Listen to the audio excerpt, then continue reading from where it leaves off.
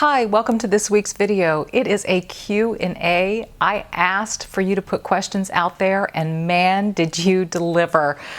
I printed out, we're gonna be here a while, that's all I gotta say. We're gonna be here a while.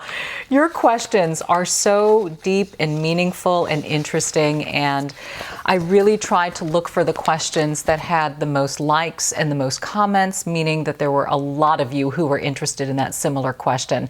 So I'm not gonna waste any time, I'm gonna launch right into it, and I also wanna let you know that in the description portion of this video, if you click show more, if you're watching on your computer or the down arrow on the right on your cell phone or tablet, I'm going to list the questions, or at least the subject categories and the time codes, so you can get right to information that is meaningful and that matters to you, or just sit back and enjoy the next hour of YouTube. Okay, here are the questions. Linda Parks writes in, I would love to learn your technique on speaking so clearly, getting your point across and being poised when doing so. I'm on the phone for my career with different clients throughout the day. I have to relay quite a bit of information on these calls to my clients.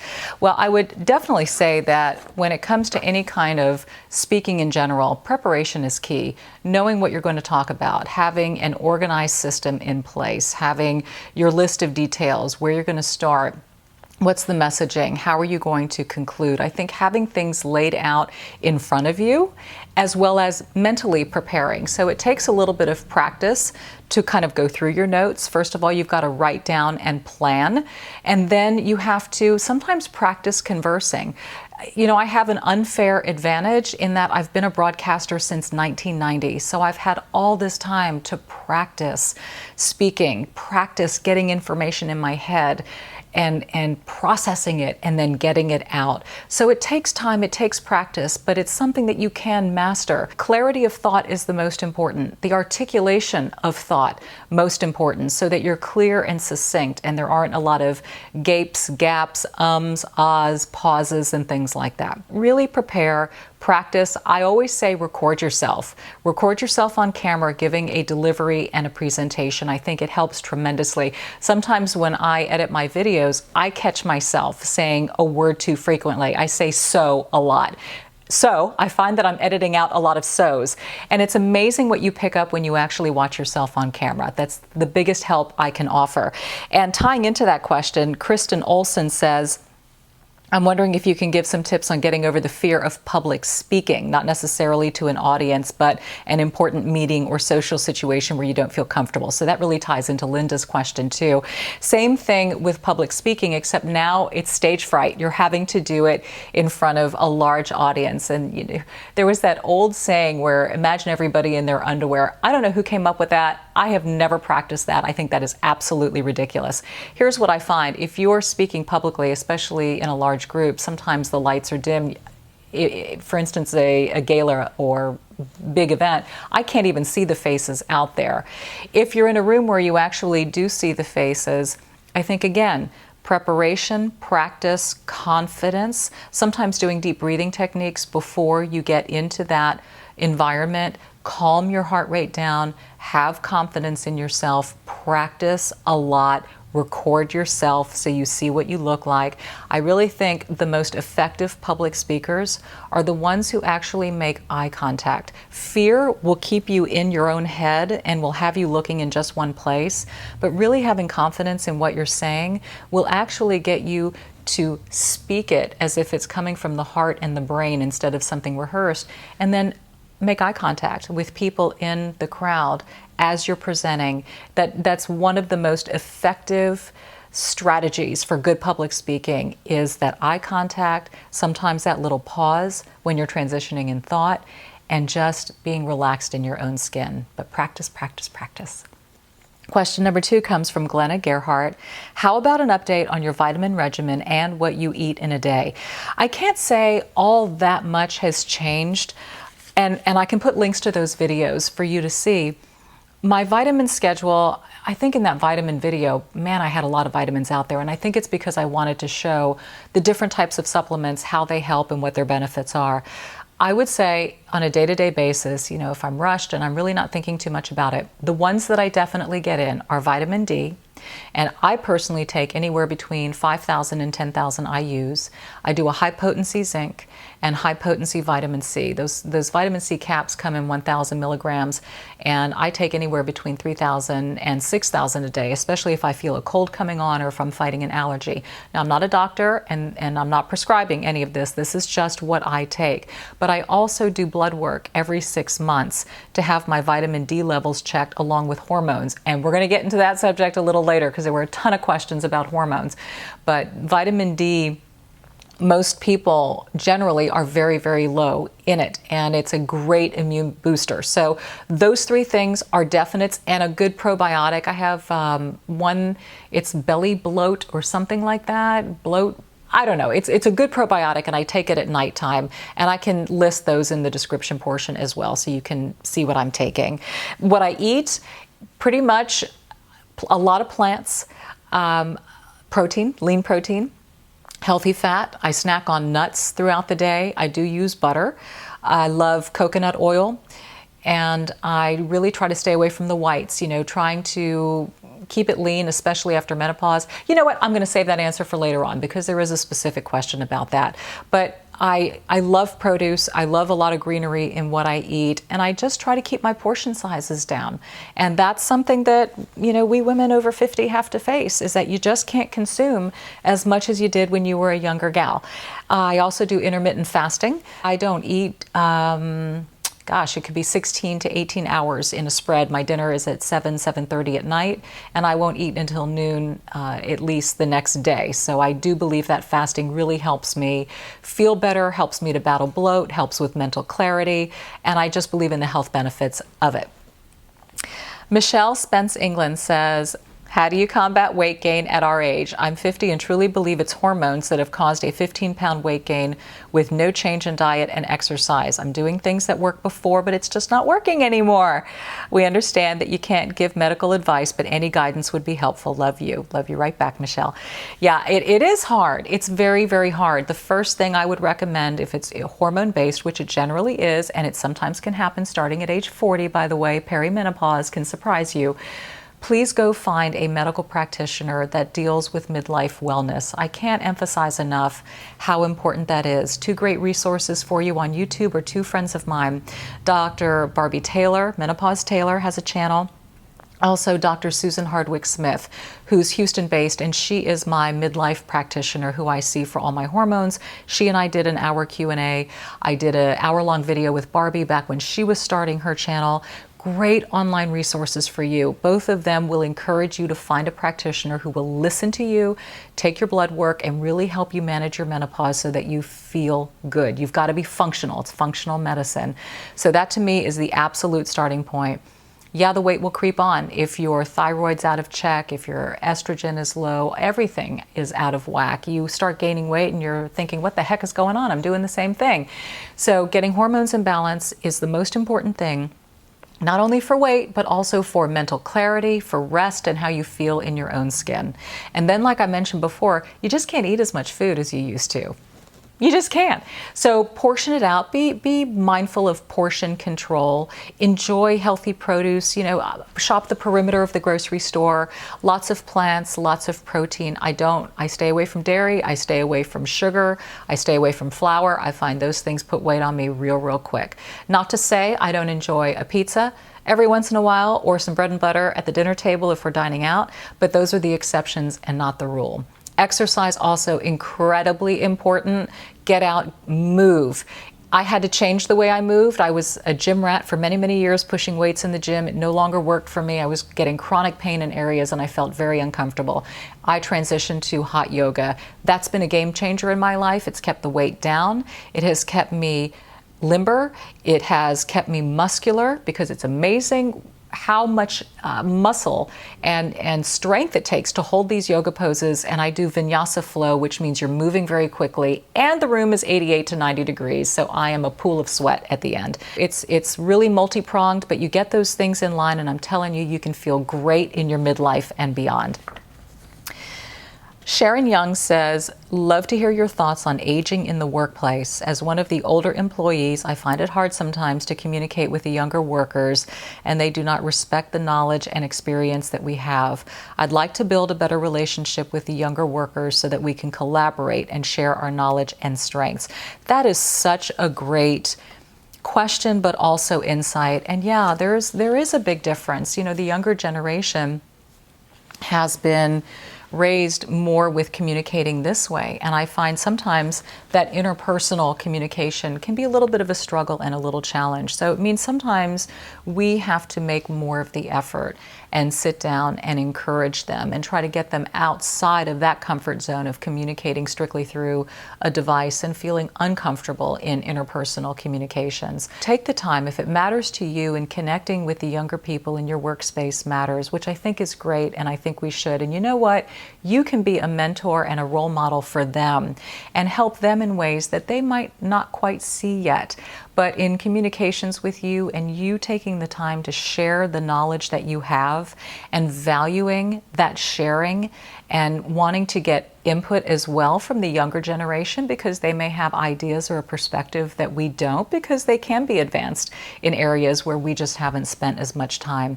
But keep pressing and keep working on that. I think it's really important. I think you may have to do a lot of the initiating, but I think the end result will be a real positive one in doing so. Patricia Carruthers says, do you struggle with any issues in your life? You're always so upbeat and positive, and you love your husband and family and your job. Is everything perfect in your life? Do you worry about anything? Yes, I worry about a lot of things, and no, it ain't perfect. I am just like everybody else. Of course I have my worries. I've got teenagers. I've got one who just got a driver's license and a car. I worry constantly. I feel like I'm, the mother hawk. I worry about aging mothers that we have here in Houston and who are with us. I worry about the future. I worry about our children's future. How can you not worry? I mean, we've all been through so much in the past year and a half. I think worry is one of the things that just comes with it. And I have to check myself, just like I think we all do, in realizing that worry and fear really won't lead to anything positive or productive. And so my thinking is, what is it that I can control and take care of now? What can I do now to make myself a better person, to make this world a better place? And if I focus on today, it gets me out of the worry. The past is the past. We can't change it. The future is the unknown. We can't predict it. So why spend time in either of those places? So I think if you just kind of bring it back to central, and that's what I do to get me out of my spinning and worrying head about things, then I find I'm more at peace. I find that there are things that I can actually do, and there's comfort in the doing.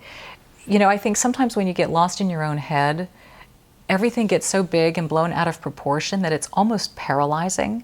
But when you get out of that zone and you think, okay, well, what can I do today to make myself a better person, to make my children better people, to enhance my marriage, to enhance my job or my relationships with my coworkers, or what areas am I struggling in relationship-wise or maybe financially? What can I do today to make a dent and make an inroad in those things? And suddenly you're out of that worry and you're out of that fear and you're being proactive and productive. And that to me is the absolute best way to tackle it. But do I have worries and fears and concerns? You bet I do. Do I try to shut them out? Heck yes. Let's see. Felicity Rodna says, menopause and how to get a good night's sleep. Between hot flashes and an overworked mind, I would love to know any all-natural, over-the-counter sleep aids or medication you recommend. Fan from Toronto. Hey, Toronto. So Felicity, yeah, the minute you start going through perimenopause, the first thing you lose is a good night's sleep. I found for me in my mid to late 40s, I was getting hot, I was uncomfortable, I couldn't shut off the restless mind, and then I'm getting up every 2 hours to go to the bathroom, and I'm thinking, what is this? What's going on? So I had to get my hormones in check first in order to get a good night's sleep. I still use over-the-counter sleep aids, and the natural ones. So look for products that have melatonin in them, valerian root and 5-HTP. There's a product called Alteril, that's an all-natural sleep aid that has a combination of those things. And sometimes you just have to find your magic number of how much of those ingredients that you need, but those are natural sleep aids to help you relax and get to sleep. So I do take that every night, along with my progesterone and my other hormones. The other thing that I do is I love the Calm app. And I know they say it's meditation and they say you're not supposed to use it to fall asleep, but I find it's just a magnificent way to get me out of my head at night and to get me breathing. And so I listen to the Daily Calm at night before I go to bed. I love it. I'm breathing. I love the message to meditate on, and it's amazing. Sometimes I actually fall asleep during the app, and I usually wear earplugs to go to bed because I need the room really dark and really quiet. And I wake up in the morning and I'm thinking, wow, I don't have my earplugs in. So I knew I fell asleep during the Calm app, which is wild to me. But anyway, those things are incredibly helpful, and I hope they help you too. Eddie Gilbert asks, how have you dealt with the passing of your father? I lost my dad last year to Alzheimer's, and some days are tender and others are okay, and still others are a hot mess. I'm a daddy's girl and I've lost a lot of people in my life, but his is the hardest. Sending you love, hugs, and blessings. Thank you. I know your pain. I understand it. It's so cliche, but time does heal. I found that I went through that roller coaster that you are going through that first year, and as time went by, I didn't think about the pain as much, and the painful moments didn't come up as much. They started to dissipate, and I made it a point also not to push it out of my mind, but to really reflect on the positive times, the things that I inherited from my dad that I really treasure, that I consider a gift, personality traits, ways of thinking, ways of doing, ways of being, looking for that connection, talking about him in funny ways, remembering things that he used to say, talking to my stepmom about him, keeping him alive in spirit in that beautiful way, really helped to heal my heart. And it also helped to shut out those memories from the last few months, where cancer took my father. And it was really brutal to see those last months and last weeks. And so I will say that keeping the positive spirit alive, sharing it and communicating it was great. And also just time. The farther you get away from it, I promise you, it will sting far less. And so I'm thinking about you and praying for you as you go through that transition. I know it's hard. Maria Martinez asks, I would love to know about your views on relationships. I'm no longer married, and I would love your advice on life after divorce. It seems you could relate and give worthy advice. Your relationship looks beautiful. God bless you both. Yeah, there is life after divorce. Divorce can be ugly, painful, a dark time. It depends on the reasons for the divorce and how the divorce materialized. For me, it was a time to reconnect with myself, to reconnect with friends, people I hadn't seen in a while. I was so caught up in my marriage at the time. I had a young child at the time. I was working. There were so many things going on that there were a lot of things that I put on the back burner, one of whom was myself and relationships with people that I love. So I found post-divorce, as I was healing and really reconnecting with me, I found that it felt good to just do things for me. It felt good to take in what it is that I needed, which was rest, self-reflection, what mattered, feeling good in my own skin, not blaming myself for things, especially putting a child through that. And I started to become okay with me again, and I started to enjoy me again, and I was rediscovering who I was, and I was rediscovering my beautiful friendships that I had cast aside, and wonderful people in my life who offered such richness and such quality to me. And it was funny because it was during that time when I was really engaging in a relationship with myself, that's when I met Nick. And so that's how God is sometimes, very funny in his timing. And I usually find that when we don't look is when we normally get things presented to ourselves in the most amazing and magical of ways. And I wasn't looking for love, but love found me. And I kept my eyes open to it, and I tried to not talk myself out of it, because I kind of was at the time, saying, you're just 5 months, 6 months post-divorce. Do you need this? Are you ready for this? He has a lot of children. This is a big ask. But my heart was open, and I just could hear that still small voice saying, this is good and this is right. And so I listened to it and I acted on it. So some things can surprise you after a divorce. Keep your eyes and ears open for those. Marie Sanger says, I love your videos. You always look so calm, cool, and collected. Thank you. I know you have an extremely busy life. How do you handle everything? Are you a planner? Do you always stick to a strict schedule, or are you more of a go with the flow type of person? How do you maintain your sanity with all the responsibilities? I don't know. I swear to you, I don't know. I do too much, I think. There's so much going on, and it's craziness. It really, honestly, is crazy. So yeah, planning for me is everything. Having a schedule, knowing what's coming. I write things down in my calendar on my phone. I also have a hard copy schedule because I think it's really important to see a week and to see a month laid out. There's something just very important about a visual calendar for me. And if I see too many things written on it in a week, then I know it's time to back off. It's time to stop saying yes. It's time to maybe turn down an invitation that I just can't handle it. I have to compartmentalize things, and I must make time for me. The most important things for me are sleep. I have got to get a good night's sleep or else I cannot get it all done. And I've got to fit in some type of movement, whether it's a walk outside. I love to do my 3-mile walks. And if I can't get a yoga class in, then I'm going for a walk, or I'll even pull up an online fitness video and do, even if it's 10, 15 minutes in my own bedroom, just to feel like I've moved, to feel like I've rested, and always to stay on my eating plan, because my healthy food gives me energy as well.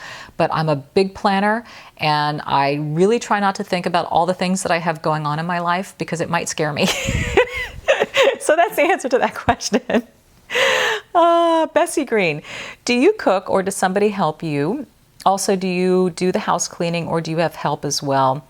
And again, a question about food for staying lean and healthy. Love watching the YouTube and seeing you on channel 2. So she's from Houston. P.S. How is Styles' driving? I'll answer that first. He's doing great. No wrecks.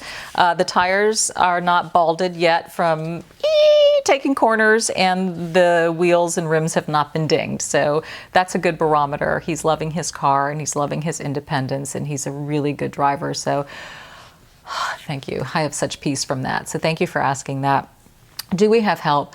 You bet we have help. I've got 3 jobs at the moment: mom, content creator, and late night news anchor. So I have 0 spare time, and that spare time, unfortunately, can't be spent in the kitchen. I just don't have the time for it. Nick is up at 6:37 in the morning, and oftentimes he's meeting with clients well into the evening, so he's not here to do it. So we definitely have help. We have a wonderful woman who will come in and cook for us on Thursdays only. And that's our family dinner night when we have all the kids here and we get the moms. And that's our time to really have a wonderful, wholesome meal at the house and to connect as a family. Otherwise, we are eating out a lot. My husband has a digital marketing firm. A lot of his clients are in the restaurant industry, so we're out a lot supporting his restaurateur friends. So we eat out. Sometimes we favor and we'll dine in, but that's it. When I'm no longer a late news anchor, one of my goals is actually to start cooking. And I have a few recipes that I like, but I really want to expand my repertoire, and I can't wait for that opportunity down the road. That's exciting to me. We also have help around the house. Again, we're just not here enough and don't have the time to tackle everything, so we're grateful for that help. We are very tidy and organized people, which helps a lot. I can't stand a mess. I can't stand things out of order. My husband says I'm anal, and yes, I am. There's probably a better word for that.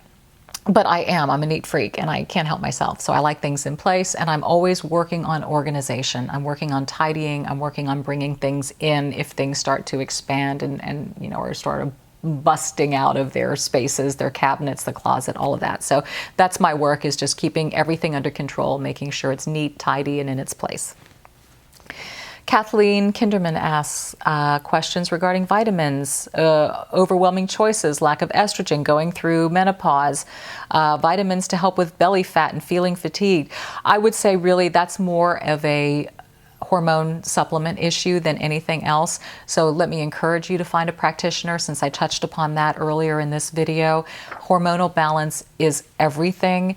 Exercise is everything, and what you put in your body food-wise is everything. So I talked about that multi-pronged approach, and getting rest, by the way. If you don't get enough sleep, you tend to hold on to weight in the midsection because cortisol levels increase when we're not well rested. That's, the stress hormone, and that tends to put on belly fat. So really seek a practitioner and find a way to get your hormones balanced so that you can sleep well, make sure you're eating right, make sure you're moving, and I promise you everything will get into place. But it has to be a priority. Things are harder, 50 plus, and it takes a lot of mindfulness and being proactive about it and not slipping up. It's a definite, I'm in this game mentality. Lou Crivello says, what's a good whitening product toothpaste to whiten your teeth? Please and thank you. There's so many whitening toothpastes out there. I don't even know where to begin. I use one by Hello. It's a whitening toothpaste, and I think it does a great job. Charcoal whitening toothpaste can do a really good job. A lot of people don't like the fact that the charcoal can get the sink dirty, so just keep mindful about that when you spit out charcoal toothpaste, it can leave black residue in your sink, and so you have to wash out your sink. There's a wonderful product that you can get at your dentist office called Opalescence, and they're teeth whitening trays that you actually, they're not molded trays, they're sort of a film, and you kind of suck them into your mouth and you leave them in for 30 minutes, and they do a really great job in accelerating the process. But you'd be amazed at what you can find at your local drugstore when it comes to teeth whitening. There's no shortage of product out there for you. Michelle Banta says, I have been in such a funk this last year with being on furlough. The waiting to see if I get called back is taking a toll on me. I have faith that God has a plan. I just feel broken. On top of that, I've gained 25 more pounds. Suggestions to come out of this. Yeah, there are a lot of people who have you know what? Let me say this. Everybody has struggled in some way through COVID, whether it was a health issue or losing a job or caring and teaching kids who were online and at home. Everybody had to shift and adjust in some form or fashion. Losing a job or being furloughed is brutal, and I can't imagine the anxiety that must create, because you've got bills coming, you have a life that you're trying to plan and figure out, and it's hinged on somebody else's decision. So I can imagine that's tough. I would also think that it might be good too, just to keep your eyes and ears open, maybe for any other position that might be available. There are so many jobs that are available now. There are so many people looking for employees that it might be worth your while to even examine that possibility to see if there's a potential job elsewhere for you if you're just sitting and waiting for too long. Regarding the weight gain, that's stress. And so do things that help to reduce stress in your life. Do meditation. Make sure that you're moving, even if it's just a walk in your neighborhood or a fitness app or a yoga class. Please, please, please take care of yourself. I promise you, there's momentum that comes from self-care and self-worth. And when you start taking care of yourself and putting yourself back on that priority wagon, it's funny how other things start to happen. So what can't you control? You can't control whether your employer is going to call you back and say, hey, we're great to welcome you back again. You can't control that, but what you can control are your choices in the moment, what you're doing in the moment, how you're treating yourself in the moment, how you're thinking in the moment. So really hone in on that, press in on your faith. I think times like this, I talk to God a lot, but during this time, it's magnified. I think that communication and that relationship, if you are a faith-filled person, I find that God gets me through so many things when I'm facing adversity and challenging times. So I wish you all the best, by the way. I really do, and I'm praying for you. Mima says, hi Dominique, love your videos, and you have changed the game for me in self-care. I was always the one looking after everybody except myself, so thank you for the reminder. You're welcome. I also love your presence in front of the camera and diction. You are a natural presenter. I share your interest in old Hollywood as well. I'm a psych drama high school teacher and always notice exceptional public speaking talents. My question is, what would you say is the greatest challenge for women in their prime, and what is the greatest revelation or part of it that would never make you go back to your 20s? Such great questions. So my greatest revelation, well, my greatest challenge for women in their prime, and I think you're probably seeing it and hearing it as I talk, I think everything requires more work. It requires things that came easily to us and effortlessly to us in our youth suddenly take more time, more effort, more attention, more focus. Things just aren't as easy. So I think it's about writing down a priority list of what's really important to you. And if self-care and feeling good and getting your health in check, getting your mental health in check, relationships, whatever it may be, write down. I want you to visually see what it is that matters. And then I want you to realize that these things aren't just going to happen to you, but they're going to require work and effort. They're going to require you seeking out help, information, actually putting that ball into motion, doing things. And it won't happen overnight. It's a process. Everything's a process, but everything will happen if you make it happen. And if you make the time to make it happen, make yourself a priority. But I just find that things require more effort the older we get. But the blessing in that is that you have a better sense of self-love and self-value from that extra effort. You appreciate it so much more because it took that much more effort to achieve. And I love that about midlife and beyond, is that that's a great feather you get to put into your cap. Okay, and so now the part that would never make me go back to my 20s. I feel so much better in my own skin today than I did in my 20s. I love the wisdom that comes from mid-age. I love the fact that I speak my mind without worry or fear of what somebody might think about what I have to say. There is such confidence and such peace of mind in just being true to who you are. And I wouldn't go back. If you paid me $1 million, I wouldn't go back. Every stage and every phase has a reason and a season, and I love my season. And I'm going to make sure that I continue to love every season as it comes, just by being proactive and putting in more work and more effort. Next question comes in from Giovanna. What is the best cosmetic procedure that will give you the most bang for your buck? Wow. I don't know if I have an answer to that, because I think it really depends on what you feel your issue is or needs are. I mean, if you feel like your eyes and your eyelids are heavy, then maybe removing the skin on the eyes will give you the most bang for your buck and open your eyes. Or if you feel like there's too much crepiness in the neck or the skin has fallen, then maybe a neck lift will give you the most bang for the buck. That's such a personal question. And then there are some people who don't want any procedures in their life, which is all great and fine too. It's such a personal choice.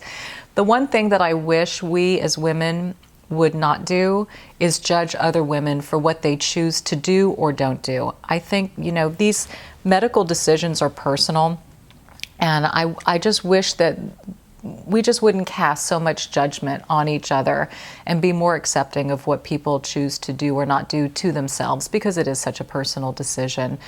To me, here's what I will say about this. Once upon a time, you used to go from face cream to facelift because there wasn't a whole lot in between.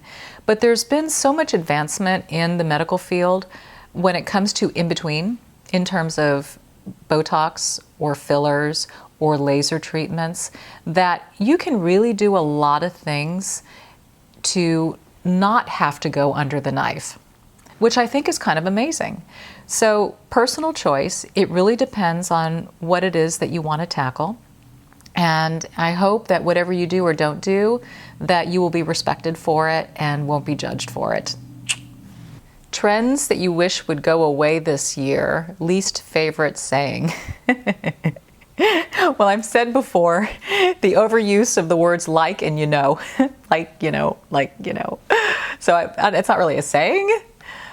But yeah, like, that would be it. My dad used to always say, and I love my father, but a saying of his that drove me crazy was, "We'll see." So if I would ask for something or about something, it was a deferment. We'll see. And I heard we'll see a lot. And I was like, I'm not going to get an answer, or it's not going to happen. So that was one of my not favorites too. A trend that I wish would go away. I don't know if I have one. Again, I think that's sort of personal expression. The jeans that I'm wearing have some holes in them. Some people would say, I hate holey jeans. I think they're gross. I don't like them. I wish that would go away. But that's personal choice. Again, there's nothing really out there that seems just so out there or crazy to me that I absolutely dislike it. No, I really don't have an answer to that one. Here's a person from Ireland.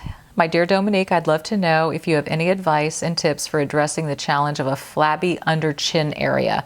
I'm in my early 50s, and while I'm quite happy about my appearance overall, I can see the time effects there. How would I firm it up without having to resort to drastic measures such as surgery? Is there a way? Yes, there is a way. And that kind of gets back into the laser treatments. There is something called Ultherapy that is very effective for the neck and the chin area, that uses laser treatments and starts to show, from what I'm told, in a couple of months you start to see the results, and the results can last a year or two. That is something that can really help tighten that area. What the lasers do is they stimulate collagen to the area, which makes the skin look better, less crepey, also creates firmness. So I would look into that, into Ultherapy, befores and afters. Again, I'm not a doctor, I'm not prescribing, this is just based on what I know. And my cosmetic dermatologist has one of those machines in her office, and I've picked her brain about it, so that's how I know. But look into that. Okay, this one, a lot of questions. So I think this is almost going to be rapid fire. This is from Melissa Connolly. Do you ever get nervous on set when you go live? No. How do you prep for news? Do you have to prep, or does someone do it for you? I go through the rundown. A producer will put the newscast essentially in the rundown. For the most part, the copy is written. I'm the final copy editor, so I get to go through, make whatever changes I need to make in order to tell the story in a way that I would tell it. If I feel there are any factual questions or elements missing, I will ask the producer. Your basic who, what, when, where, why, how needs to be answered in a story. So yeah, I'm the final copy editor. How do you choose your wardrobe for work? Do you actually have a new outfit, or do you rewear outfits? Yes, I rewear. I do subscribe to Rent the Runway, so I get clothes from them in, and then I rotate those in with the clothes that I already have. So it's a balance of the two. Do you get a budget and your salary for your outfits? No. Don't get an extra wardrobe allowance. Do you exercise every day? No. What's your favorite dessert? White wedding cake. Have you ever been late to work? Once, because I got stuck behind in a traffic wreck. I wasn't in the wreck, I just got stuck behind it. Do you ever have a bad hair day at work? Yes. Do you take hormone replacement therapy or bioidenticals? Yes. Where's your favorite vacation spot? Any place with beautiful blue water and white sand. Do you and your husband ever argue about buying makeup? No, he's given up on that. But he'll walk into my bathroom occasionally and sort of look around and say, is there anything in here for me? And I do give him quite a bit, skincare mostly. Which hair color do you prefer, blonde or brunette? Auburn. Okay, next question. Your biggest regret in life, if any? I get that question quite a bit in the Q&As, and I'm not one of those people who believes in regrets, only because I think that we learn through everything, mistakes and all. And so if I didn't have mistakes, I wouldn't have a life lesson that would have brought me to someplace new, a new revelation or a new experience or place in my life. So maybe in the moment there was regret, but in hindsight, there was a purpose for what happened, and it needed to happen because we are not perfect. We will never be perfect. We will make mistakes. And so having regrets over the mistakes, in my opinion, means that we haven't learned from it, or we haven't seen the blessing that has come from the other side of that mistake. So I will say, no, I really don't have regrets, because I've learned a lot about myself through the mistakes. And they have to happen, and they're going to happen. And I think trying to prevent them, and especially as parents, trying to prevent our kids from making mistakes is really detrimental, because we also prevent valuable life lessons from happening in the process. Lisa, what do you do on days when you wake up feeling blah, but still have to put on a smile and contribute to the lives of others? It's hard to be Merry Sunshine all the time. P.S. Thanks for all you do and share. It must be a lot to keep up with. Sure, there are days I wake up and I feel blah, and it's generally from being overextended, honestly, and doing too much, which is my fault for putting too much on my plate. And the blah will often come from just fatigue or really not a great night's rest. But I find that if I stew on it and I keep thinking about how blah I feel, then I make blah choices by eating blah food and not working out and not changing my mindset. So my blah mood, I'm now transferring onto my son or my husband, and I'm putting everybody else in a blah mood. So it really starts with me, and it starts with a mental reset. So I like to start my morning with prayer. I find that prayer and having that conversation and being grateful for things that maybe I take for granted is a reset for my mind. And so suddenly I'm thinking about things differently, and doing things during the day to make me feel good will also help my mental space, and realizing that I'm in control of my day. Only I can dictate how my day is going to go. It's not up to anybody else to make my day a good one or a bad one. It's completely up to me. And so you kind of have to draw a line in the sand and say, okay, I feel like doo-doo, but I don't want my day to be reflective of that. So what can I do? How can I change my thinking to have a better day? And those things do help me. Here's one. Update on your laser hair removal. Seriously considering it. I'll tell you what, that's like microblading my eyebrows. Laser hair removal has been one of the best things that I've ever done. Incredible not to have to think about shaving at all. And then they have these at-home laser devices. So I've done the IPL laser in office, the laser hair removal. And then I also have the Kenzie handset at home, which helps if, it's been 2 years since I've done it in office, but, every once in a while you see like a little patch of hair trying to grow back or whatever, and I can hit it at home and do it. And it also helps with freckling and to minimize the appearance of freckles and fade those spots. So that's amazing. So hands down, heavenly love. Hurts a little bit when you do it, but no pain, no gain, as they say. What, if anything, keeps you up at night? How do you realistically manage those feelings? That goes into kind of the head spinning. I think what keeps me up at night is just my brain and my head and too many thoughts, kind of replaying the day and then thinking about tomorrow. So again, it's being in the past and the present. I'm sorry, it's being in the past and the future. And when you're in the past and the future, you lose your mind. You literally lose your mind, because that's what consumes thought. By being present is truly the most calming thing that you can be and do. And so, again, to stop my head from spinning, I will listen to that Calm app to shut off that stinking thinking, and get me back to breathing, relaxing, and being in control of that headspace. The things that keep me up is just stuff, life obligations, commitments, what I have to do. I actually dream, I don't know about you, but I actually dream of what it would feel like to have a week where I had zero commitments and obligations. Zero, meaning I didn't have to go to work for that week, or produce anything, or do anything, or show up anywhere, nothing. Now, I know you would say, well, that's a vacation. But even in a vacation, you got to plan, you got to pack, you got to get there, travel, do things, you make restaurant reservations. You're still, even in vacation, you're still doing stuff. I mean, what would a week feel like where you literally didn't have to do a thing, and you just woke up and said, okay, well, right now I think I'm gonna have another cup of coffee, and I don't know, maybe I'll go to a yoga class, or maybe I'll go sit in my backyard and lay out in a raft in the pool. I mean, that to me, to be home and to have a week of nothingness is dreamy. And I do hope that one day, not that far down the road, I will be able to grant that to myself. That seems so exciting. Here's a great question. At what point in your career did you finally feel content, such as landing a particular job? At what point were you no longer fixated on climbing the ladder? Hope that makes sense. It does make sense. I think that, I've been at the same workplace since 1993.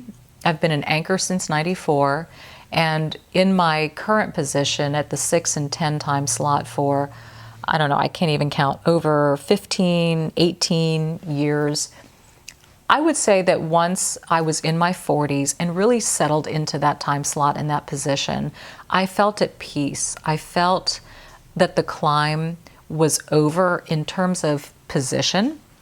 The climb is never over in terms of doing my job better. I'm always looking for ways to, maybe not necessarily reinvent myself, but always looking for ways to be an effective communicator. How can I do things differently? How can I spice it up? What can I try? What can I change? What can I add to the equation to make it better? I love self-improvement. I've always worked on myself. It's been a big part of my model of who I am as a person. So there's always been that climb in that sense, but there was also this sort of peace and feeling really settled that came in my 40s when I achieved that position. And I also achieved, I think, a level of self-confidence and a sense of, you've got this. You've got this. This is becoming almost autopilot for you. You are in a system and you have this down. And this has been through a culmination of years of work and cultivating your craft and really, really seeing the results of a lot of intensive focus. And it really felt great. And it still does feel great. Indu Partha, I love your voice, so confident but exudes compassion. How did you get your start in journalism? I studied journalism at the University of Houston and graduated in 1990. I befriended one of my professors who was my electronic field production teacher, EFP, which is a fancy name for basically shooting on location, producing content, and bringing it back into the studio. He really saw a hunger in my eyes, and I really showed him how interested I was in this industry. And so when I graduated, I called him weekly, and he was plugged into the community. And I would say, hey, Dr. Bob, have you heard of any jobs out there? Meantime, I'm working for a temp agency, so I'm doing receptionist work for law firms downtown. I'm with a local talent agency and a modeling agency, so I'm like trying to fill in the gaps with any kind of income possible. And on the third week, I called Dr. Bob again, and he said, hey, there's a position at Metro Traffic, which is a traffic reporting company, and they have traffic reporters on air at a lot of different radio stations. And he said, they're looking for a traffic reporter part-time on the weekends. Are you interested? I said, yes. So I met with the person who was hiring. His name was John Winder. He, too, was a U of H graduate who also had Dr. Bob Musburger as a teacher. So there was this immediate common bond there. I did an audition and I got hired to do traffic part-time on the weekends for KTRH and KLOL, and I was still working during the week with all the other stuff that I just mentioned. And through the time I was filling in for other stations, and I filled in for a station called Mix 96.5, heard that they were looking for a disc jockey, and I thought, wow, well, that sounds fun. Never done that before. And I had done their traffic reporting as well, so I pestered them and I auditioned and I got hired doing weekend DJing for the station, still working during the week, doing all the other things. Anyway, to make a long story short, I was a disc jockey for a couple of years, and then I heard that there was a position open at my station, Channel 2, for a traffic reporter on camera for the morning show. I auditioned for that, and I got hired. So that was in the summer of 1993. A year later, I filled in anchoring. We were going through management changes. A new company bought us, and the new management saw me fill in anchor and offered me the position to anchor the morning show. And that's how I got started in broadcasting. So a lot of stars aligning. I think a lot of God movements is what I'll attribute all of that to. So thank you. These questions have been amazing. I can't thank you enough. I hope your question was answered, And I love these Q&As. I think it's a wonderful opportunity for us to really get to know each other better. I get to hear your issues, concerns, thoughts, questions, and you get to hear my responses to those and how I've been able to work through those in my life, or still working through those in my life. So it's very intimate and it's lovely, and I appreciate it. So thank you for your time. Again, time codes will be in the description portion to get you where you need to go. And I look forward to seeing you next Thursday at 1 o'clock. It's our time together. Have a great week. Bye-bye.